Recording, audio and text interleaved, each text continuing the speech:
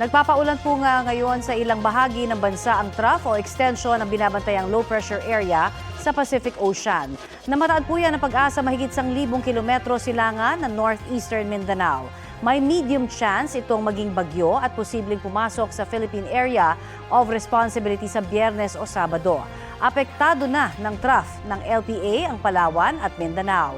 Easterlies naman ang posibleng magpaulan sa Quezon Province at Bicol Region, habang local thunderstorm ang aasahan sa iba pang bahagi ng bansa, kasama na ang Metro Manila.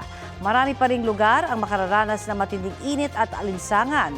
Posibleng pumalo sa danger level na 47 degrees Celsius ang heat index sa Dagupan, Pangasinan.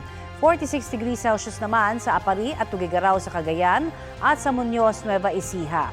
45 degrees Celsius sa Etiague, Isabela, Baler at Kasiguran sa Aurora, Olongapo City, Cavite City, San Jose Occidental, Mindoro at sa Puerto Princesa sa Palawan.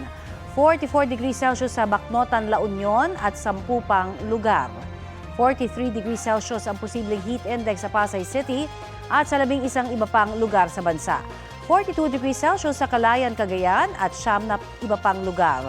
Extreme caution level na 41 degrees Celsius ang posibleng heat index dito po sa Quezon City at 10 pang lugar. 40 degrees Celsius sa Tayabas, Quezon at sa 12 iba pang lugar.